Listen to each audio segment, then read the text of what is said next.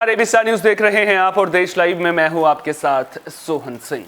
देश लाइव में सबसे पहले बात करेंगे पंजाब में मची सियासी उथल पुथल की। दरअसल नवजोत सिंह सिद्धू ने कांग्रेस प्रदेश अध्यक्ष पद से इस्तीफा देकर कांग्रेस आलाकमान को मुश्किल में डाल दिया है। हालांकि अभी तक हाईकमान ने सिद्धू का इस्तीफा स्वीकार नहीं किया है और आलाकमान वेट एंड वॉच की पॉलिसी अपना रहा है और मुद्दे को सुलझाने की जिम्मेदारी पंजाब इकाई को ही सौंप दी है। बता दें कि सिद्धू ने सोनिया गांधी को भेजे अपने इस्तीफे में कहा था कि किसी भी व्यक्ति के व्यक्तित्व में गिरावट समझौते से शुरू होती है और वे पंजाब के भविष्य को लेकर समझौता नहीं कर सकते, इसलिए पंजाब प्रदेश अध्यक्ष पद से तुरंत इस्तीफा दे रहे हैं। दरअसल सिद्धू को इसी साल 23 जुलाई को पंजाब कांग्रेस का अध्यक्ष बनाया गया था। सिद्धू के इस्तीफे के बाद उनके समर्थन में चन्नी सरकार के मंत्री समेत कई बड़े नेताओं के इस्तीफों की झड़ी लग गई है। सिद्धू के करीबी माने जाने वाले एक मंत्री के साथ ही अन्य 3 कांग्रेसी नेताओं ने मंगलवार को इस्तीफा दे दिया। इस बीच पंजाब के मंत्री प्रगट सिंह और अमरिंदर सिंह राजा वारिंग मंगलवार को सिद्धू से मिलने उनके घर पहुंचे। इस मुलाकात के बाद वारिंग ने कहा कि कुछ छोटे मसले हैं जो गलतफहमियों की वजह से पनपे हैं, इन्हें जल्द सुलझा लिया जाएगा। बता दें कि नवजोत सिंह सिद्धू पंजाब के मुख्यमंत्री बनना चाहते थे, लेकिन पार्टी ने उन्हें प्रदेश अध्यक्ष की कमान देकर चरणजीत सिंह चन्नी को मुख्यमंत्री बनाया। माना जा रहा है कि सिद्धू अपनी अनदेखी की वजह से नाराज हैं, इसकी वजह से उन्होंने इस्तीफा दिया है।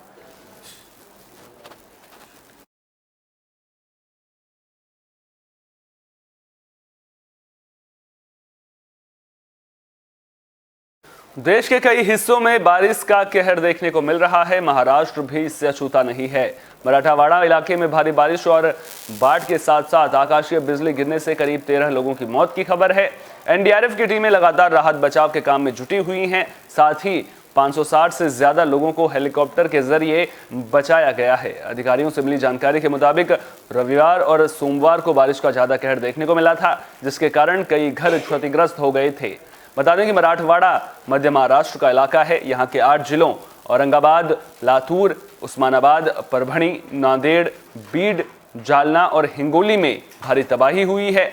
जानकारी के मुताबिक मंजारा बांध से सटे इलाकों में भारी बारिश की वजह से जलस्तर बढ़ने के बाद मंगलवार को पानी की निकासी के लिए मंजारा बांध के सभी 18 और मजलगांव बांध के 11 गेट खोल दिए गए थे, जिससे 78,397 क्यूसेक से 80,534 जो क्यूसेक है वो पानी छोड़ा गया था। इसी वजह से बीड जिले के कुछ गांवों में बाढ़ आ गई, जबकि पड़ोसी जिलों में अलर्ट जारी कर दिया है। तो बारिश आफत बनकर बरस रही है, जिसकी वजह से मराठवाड़ा में 13 लोगों की मौत की खबर है।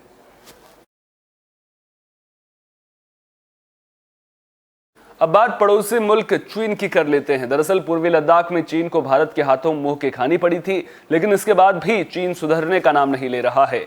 मिली जानकारी के मुताबिक चीन की पीपुल्स लिबरेशन आर्मी यानी पीएलए के करीब 100 सैनिक 30 अगस्त को भारतीय सीमा में करीब 5 किलोमीटर अंदर तक घुस आए थे। जानकारी के मुताबिक पीएलए के सैनिक उत्तराखंड के बाराहोती सेक्टर में घुस आए थे और चीनी सैनिक घुसपैठ के कुछ घंटे बाद बाराहोती से लौट गए। हालांकि रिपोर्ट में यह दावा भी किया जा रहा है कि चीनी सैनिकों ने लौटने से पहले भारतीय इलाके में बने एक पुल को भी ध्वस्त कर दिया। जानकारी के मुताबिक चीनी सैनिकों के साथ 50 घोड़े भी थे। बता दें कि इस इलाके में आईटीबीपी के जवान तैनात हैं। वहीं जवाबी रणनीति के तहत भारतीय सैनिकों ने इलाके में गश्त की।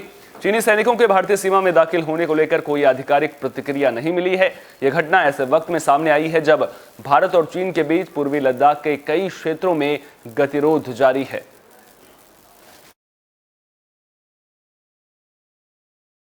अब बात कोरोना की भी कर लेते हैं। भारत में एक बार फिर कोरोना के मामले 20,000 से कम दर्ज किए गए हैं। पिछले 24 घंटों में कोरोना के 18,870 मामले सामने आए हैं। इस दौरान 378 कोरोना मरीजों की मौत हुई है।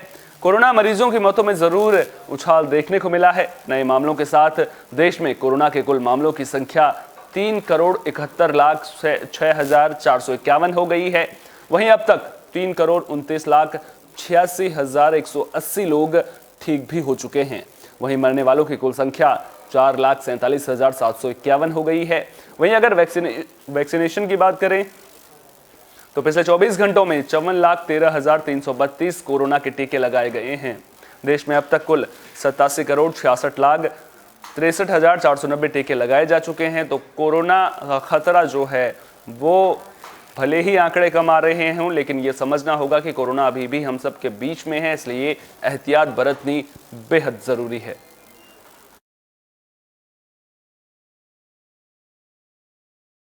अब बात अफगानिस्तान में उपजे संकट की भी कर लेते हैं। दरअसल अफगानिस्तान में उपजे संकट ने दुनिया के सभी देशों की चिंताएं बढ़ा दी हैं। वहीं दूसरी ओर अब अमेरिका का ताजा बयान अफगानिस्तान में तालिबान राज के बाद दुनिया पर बड़े खतरे की ओर इशारा कर रहा है।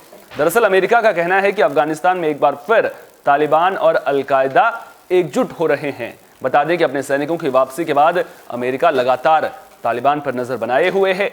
अमेरिका के joint chief of staff general mark मिले की माने तो अमेरिकी सैनिकों की वापसी के बाद तालिबान और अलकायदा फिर से एकजुट हो रहे हैं। इससे दुनिया पर आने वाले वक्त में खतरा बढ़ सकता है। तो भले ही तालिबान ये कह रहा था कि वो अपनी जमीन का इस्तेमाल किसी भी तरह की आतंकी गतिविधियों में नहीं करेगा, लेकिन जिस तरह की खबरें सामने आ रही हैं, जिस तरह के बयान अमेरिका की ओर से सामने आए हैं, उसके बाद चिंताएं बढ़नी लाजमी हैं, क्योंकि आतंकवादी जो हैं वो अफगानिस्तान में पनपेंगे, फलेंगे, फूलेंगे और फिर मध्य एशिया समेत पूरी दुनिया पर आतंकवाद बढ़ेगा, जिसका खामियाजा उन देशों को भी भुगतना पड़ेगा जो देश इस वक्त तालिबान को राजनीतिक रूप से मान्यता दिलाने के पक्ष में हैं।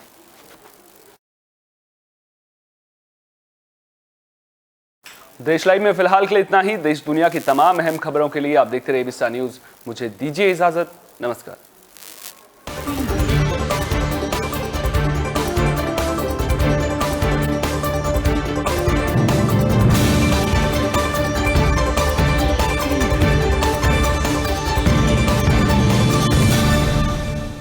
सोहन सिंह, खतरा अभी टला नहीं। इस खास पेशकश में आज हम बात